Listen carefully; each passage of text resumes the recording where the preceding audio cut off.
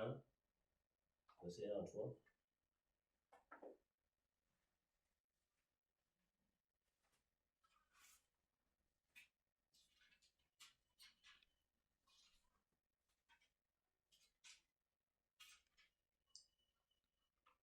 Au commencement, Elohim créa les cieux de la terre.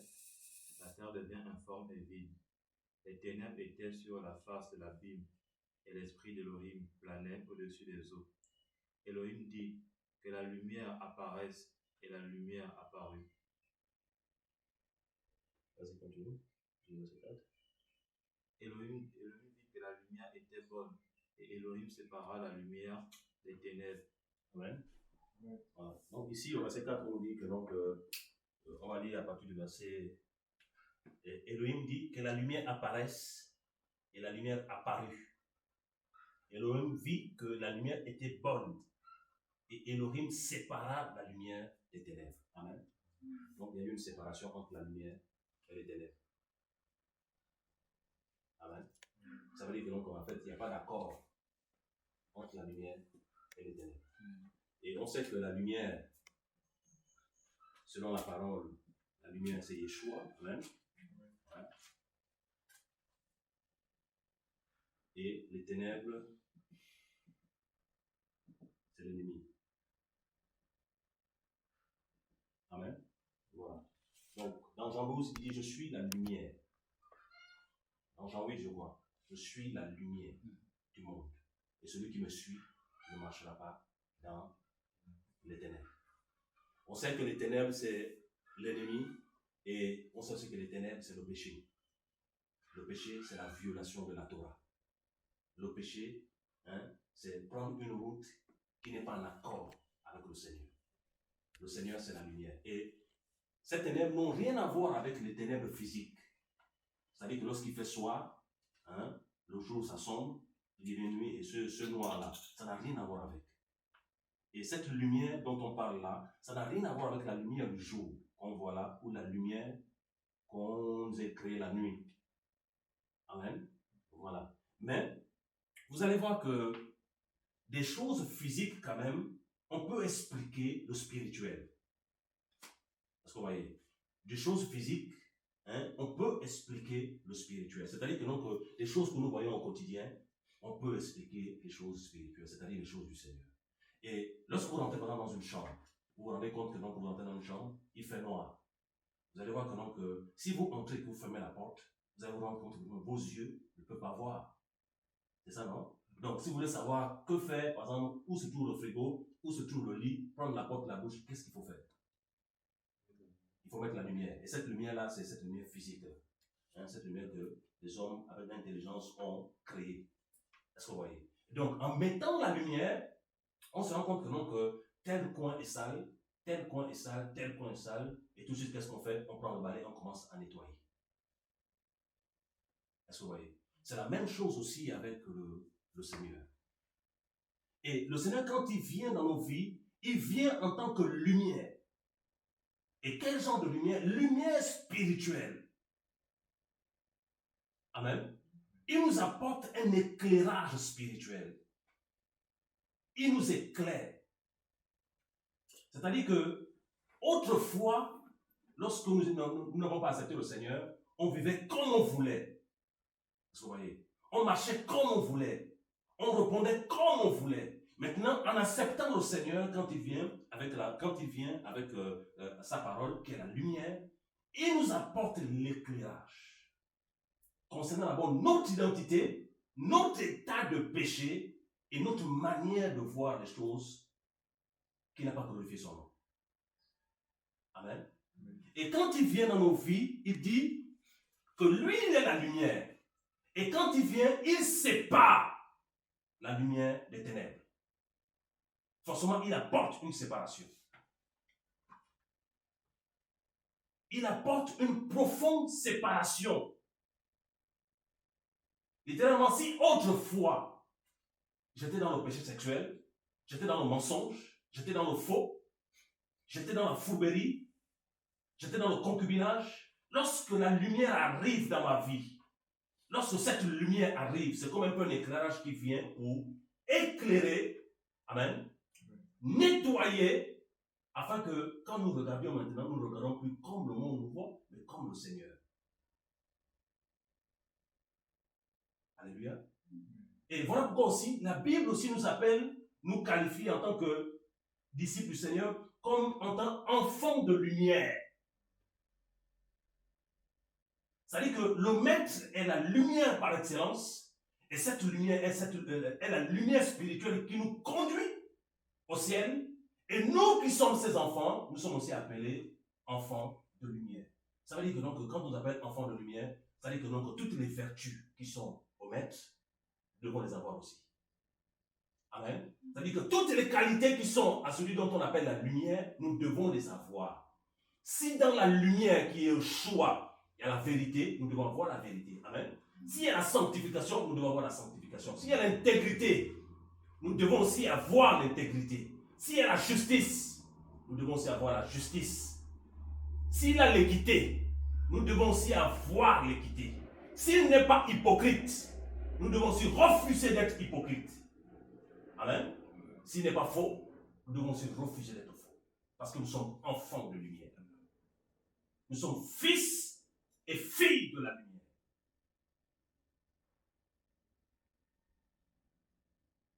Alléluia. Et cette séparation, elle est profonde. Il dit, la lumière apparue et il sépare la lumière des ténèbres. Donc il faut comprendre que non, il n'y a rien entre la lumière et les ténèbres.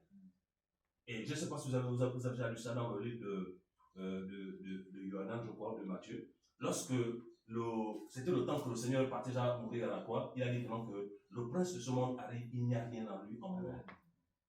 Amen. C'est-à-dire que tout ce qui était dans la vie de l'ennemi, il n'y avait pas ça en Mashiach. Il n'y avait pas ça. Voilà pourquoi un enfant de lumière n'est pas dans le faux. Un enfant de lumière n'est pas dans les cachotteries. Un enfant de lumière ne fait pas les choses comme un fourbe. Un enfant du Seigneur fait les choses comme le Seigneur, dans la vérité et dans la clarté. Amen. Parce que la lumière a ses enfants et les ténèbres aussi ont ses enfants. Alléluia. Voilà. La lumière, ses enfants ont un fruit et les ténèbres aussi, ses enfants ont un fruit. Le fruit des enfants de la lumière, c'est quoi? C'est le fruit de l'esprit. Et les fruits des enfants des ténèbres, c'est quoi? C'est le mal. Et on reconnaît un arbre à quoi? À ses fruits. Et dernièrement, quand on parle comment on reconnaît un arbre à son fruit, c'est-à-dire que donc, c'est que la personne produit, non? C'est que la personne produit. C'est-à-dire que donc, on peut être là, on peut. Le Seigneur le dit, hein, c'est pas tout ce qui dit Seigneur, Seigneur qui rentre dans le royaume des cieux, sauf ceux-là qui font la volonté de mon Père. Et on connaît tous que, donc, la volonté du Père, c'est la parole. C'est les commandements du Seigneur. Lorsqu'on veut connaître premièrement la volonté du Père dans nos vies, c'est pas demander les songes et les visions, c'est d'abord à travers les Écritures. Amen.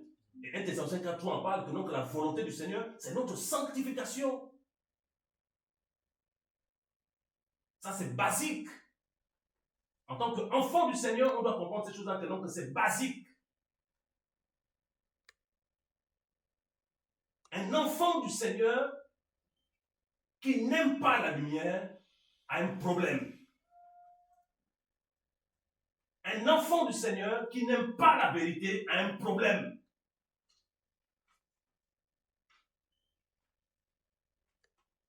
Amen. Est-ce qu'on peut prendre 1 Thessaloniciens 4? 5 autant pour moi. On va lire.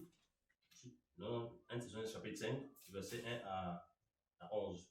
Mais, je vais lire. Mais concernant les temps et les mesures de temps, frères, vous n'avez pas besoin qu'on vous en écrive. Car vous savez vous-même précisément que le jour du Seigneur vient comme un voleur dans la nuit. Car quand ils disent paix et sûreté, alors une destruction soudaine les surprend, comme les douleurs de l'enfantement surprennent la femme enceinte, et ils n'échapperont jamais.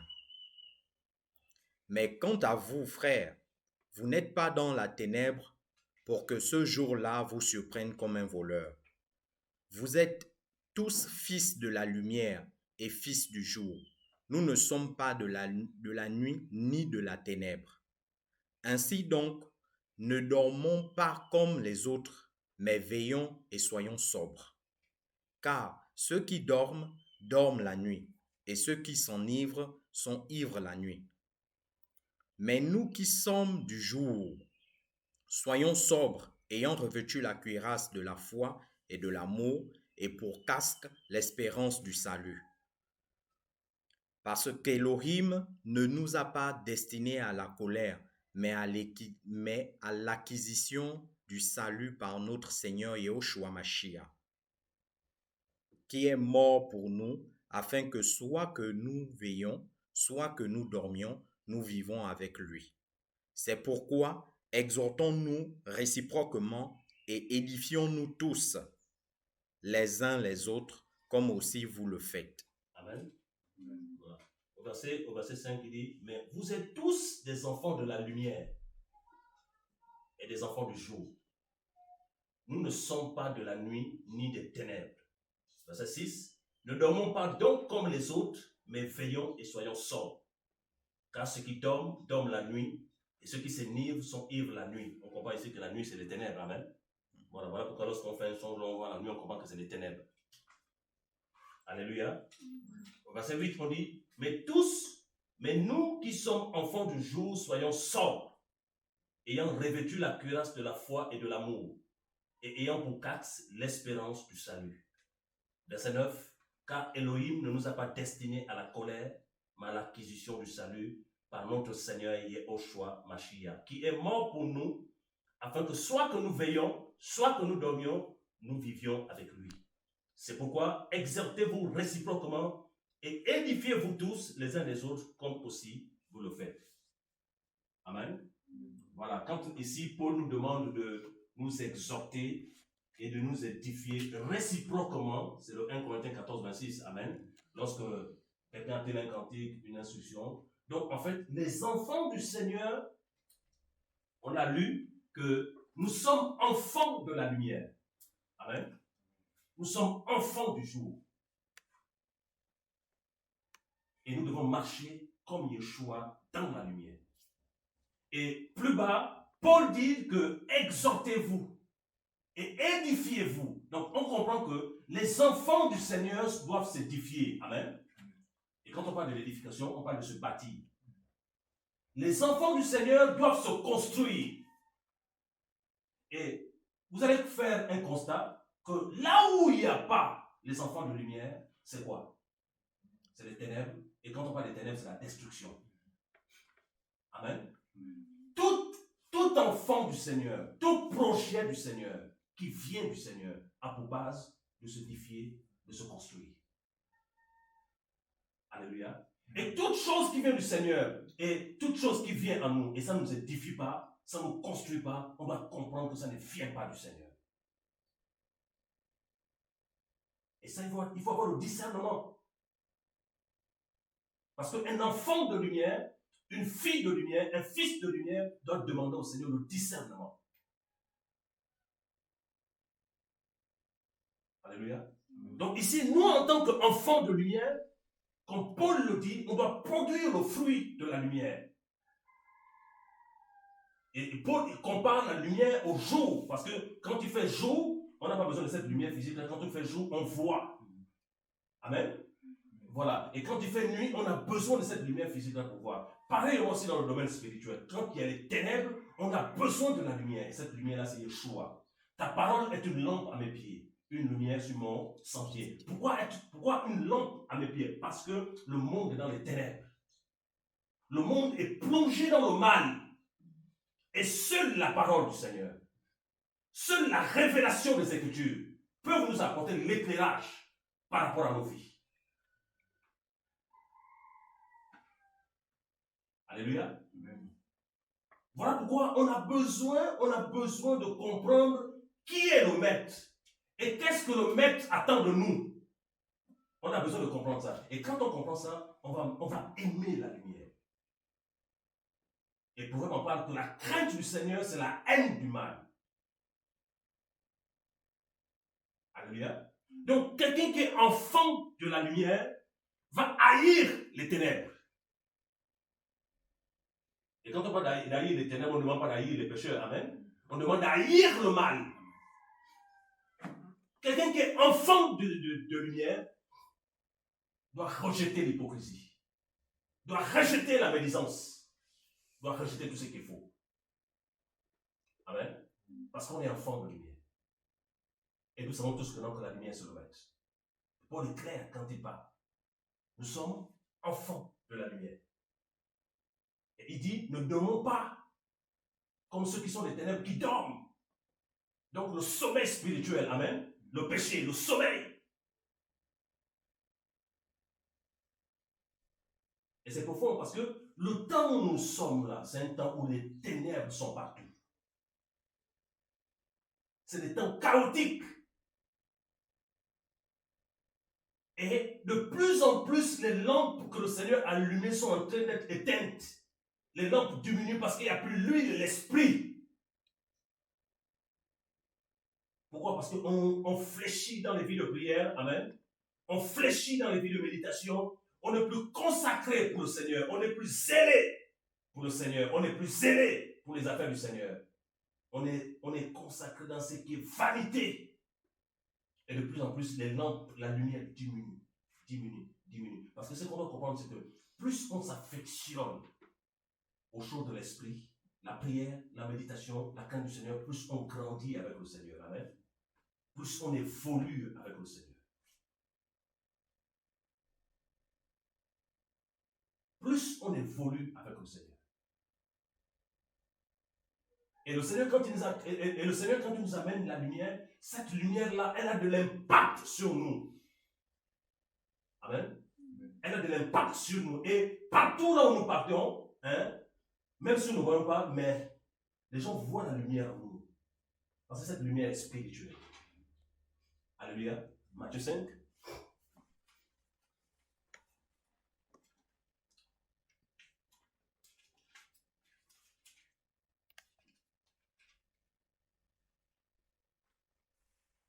Matthieu 5, verset 13 à 16.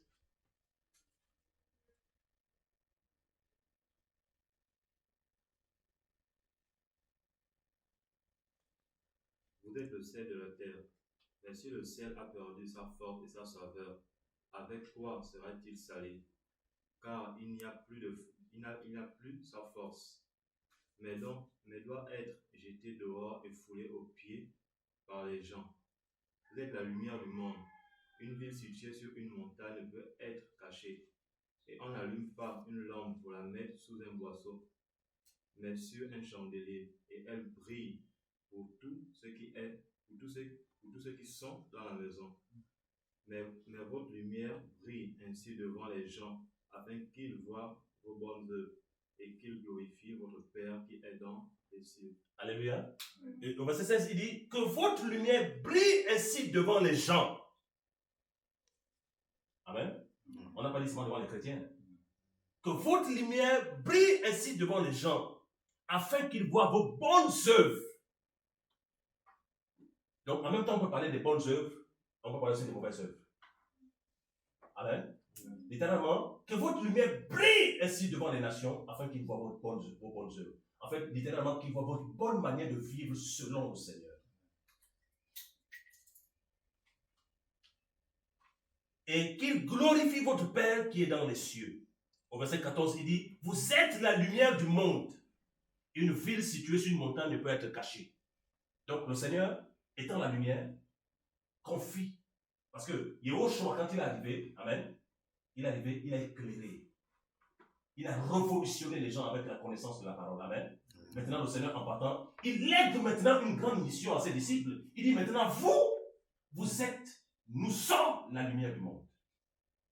Il n'a pas dit la lumière d'un lieu, amen. Il n'a pas dit la lumière d'un pays. Il dit, vous êtes la lumière du monde, la lumière des nations. Littéralement, les nations sont dans les ténèbres. Et c'est à travers nous qu'elles doivent être éclairées.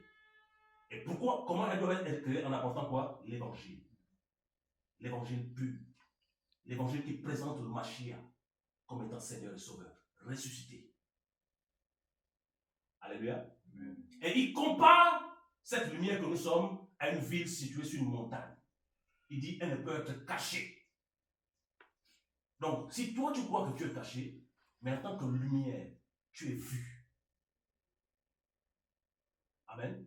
Et tu es observé. Voilà pourquoi, en tant qu'enfants du Seigneur, nous sommes appelés à vivre en paix et en pratiquant le bien autour de nous.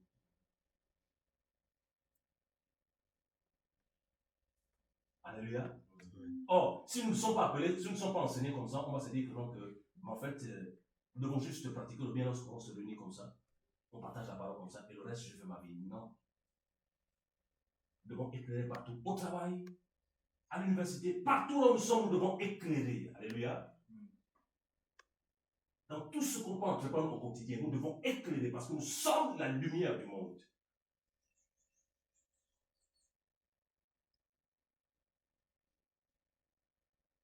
Et de plus en plus, nous devons demander au Seigneur de nous revêtir de plus de lumière. De plus de lumière. Parce que, regardez, plus tu t'approches de la lumière, tu te rends compte que tu es insignifiant devant cette lumière-là même, et que tu as besoin de cette lumière-là pour t'aider. Parce que plus tu t'approches de la lumière, plus ton état est révélé. Plus ton cœur est mis à nu. Plus ton attitude est dévoilée. Et tu te rends compte que tu as besoin de cette lumière. Tu as besoin de cette lumière. Cette lumière n'est autre que la parole du Seigneur. Alléluia. Littéralement, quand tu agis en conformité avec la parole, tu marches sur la lumière. Parce que Apocalypse 19 dit que donc, ton nom est la parole de Dieu. Alléluia. Donc la lumière, c'est la parole. Pour résumer simplement, que la lumière, c'est la parole. Si je médite la parole, si je reçois la parole, je la mets en pratique, je marche selon la lumière du Seigneur. Et si je marche selon la lumière du Seigneur, personne ne peut me toucher. Amen. Parce que je suis entre ses mains. Et il dit dans le livre de Yohanan que personne ne les ravira de ma main. Donc l'évangile qui dit que non, que le soir, quand on dort, on avoir peur des sorciers, ça n'a rien à voir. Nous sommes assis dans les lieux célestes en Machia. Amen. L'évangile qui dit que non, on doit se lever à milieu là pour combattre les démons, ça n'a rien à y voir. Les portes sont ouvertes aux démons lorsqu'on pêche. Amen. Les portes sont ouvertes lorsqu'on pratique quelque chose de mal. Et là, ça fait encore appel à des démons qu'on a laissés autrefois. Mais lorsqu'on marche dans la crainte du Seigneur, il y a une tour au milieu de nous, il y a une protection autour de nous. Le Seigneur nous garde. Et il nous dit dans le psaume 43. Est-ce qu'on peut prendre le psaume 43?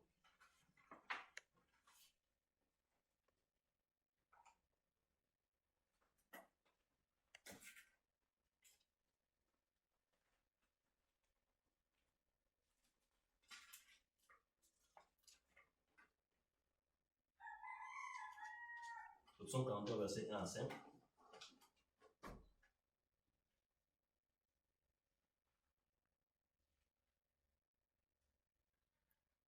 Juge-moi, Elohim, défends ma cause contre une nation infidèle. Délivre-moi de l'homme trompeur et injuste, car c'est toi, Elohim, qui es ma protection. Pourquoi me repousses-tu? Pourquoi marcherais-je dans la tristesse à cause de l'oppression de l'ennemi? Envoie ta lumière et ta vérité, afin qu'elles me conduisent et m'introduisent dans la montagne de ta sainteté et dans tes tabernacles. Alors je viendrai à l'autel d'Elohim, et elle, ma joie et mon allégresse, et je te célébrerai sur la harpe, Elohim, mon Elohim. Mon âme, pourquoi t'abats-tu et pourquoi murmures-tu au-dedans de moi? Attends-toi, Elohim, car je le célébrerai encore, et il est le salut de ma force, et il est le salut de ma face et mon Elohim. Amen. Il dit, fais-moi justice, ô Elohim, et défends ma cause contre une nation infidèle. Délivre-moi de l'homme trompeur et injuste, car c'est toi, Elohim, qui est ma protection. Pourquoi me repousses-tu? Donc ici, David, c'est clair, les psaumes, hein? Tu es ma protection. Amen. Donc ta protection, ta couverture, ce n'est pas un homme, ce n'est pas un pasteur, ce n'est pas un apôtre, ce n'est pas un frère. Amen. Ta protection, c'est le Seigneur. Ma protection, c'est le Seigneur. C'est lui qui me protège. Ça veut dire que donc, tu es au travail, ta protection, c'est le Seigneur. Tu conduis, ton protecteur, c'est le Seigneur. Tu prends l'avion, ton protecteur, c'est le Seigneur. Alléluia. Je serai avec vous jusqu'à l'achèvement des âges. Amen. C'est-à-dire que tous les jours, le Seigneur est avec nous. Et quand il dit que donc, il est avec nous tous les jours, il est avec ceux qui le craignent. Amen. Et qui marchent en nouveauté de vie avec lui. Alléluia. Au verset 3, il dit, envoie ta lumière et ta vérité, afin qu'elle me conduise et me introduise dans la montagne de sainteté et dans tes demeures. Donc, il dit, envoie ta lumière et ta vérité. Nous savons tous que donc, la lumière, c'est Yoshua. En fait, ici, besoin de demander, envoie Yeshua. Envoie ta lumière.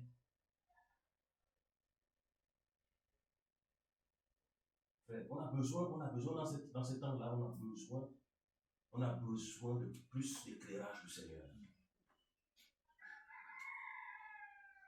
On a besoin de plus d'éclairage du Seigneur. On doit aimer le Seigneur même plus que nos vies. Amen. Amen. On doit aimer le Seigneur même plus que les femmes qu'il nous donne. On doit aimer le Seigneur plus que les maris qu'il nous, les enfants qu'il donnera. On doit aimer le Seigneur plus que tout. Lorsqu'il a vu les disciples, quand il a commencé à parler aux disciples, il dit que celui qui m'aime, si tu aimes ton père plus que moi, ta mère plus que moi, ta femme, tu n'es pas digne de moi. Là, il est monté plus haut. Amen. Ça veut dire que donc la priorité, les priorités, c'est qui? C'est la lumière. Le Seigneur des Seigneurs. C'est lui la priorité des priorités. Ce n'est pas un homme, ce n'est pas une femme, ce n'est pas un enfant. Ça ne veut pas dire qu'on ne doit pas garder nos familles. Amen. Il faut comprendre que la priorité, c'est qui? C'est le Seigneur. C'est lui.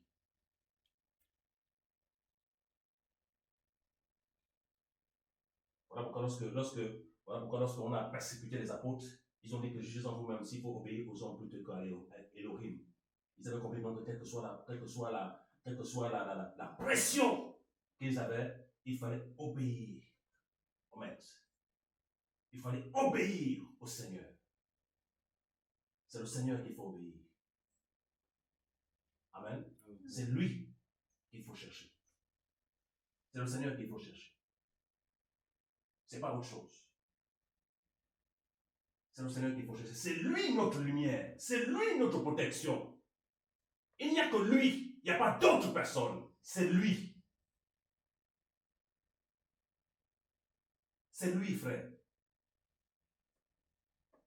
Et si on cherche en esprit et en vérité la lumière, ça veut dire que donc, lorsqu'on va se retrouver dans des circonstances où on peut avoir le mal, on comprend que non, il est là. Amen. Il est là. Que je n'ai pas besoin que quelqu'un me dise que non, que fais attention. Non, il est là. Il me voit.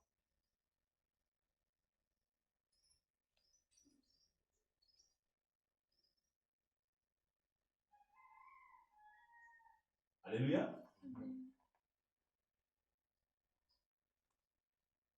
C'est lui qu'on va chercher.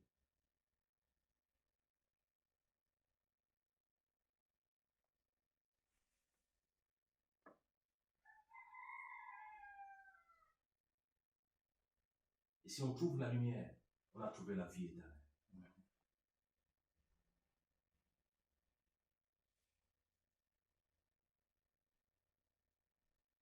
On doit vraiment trouver la vie éternelle.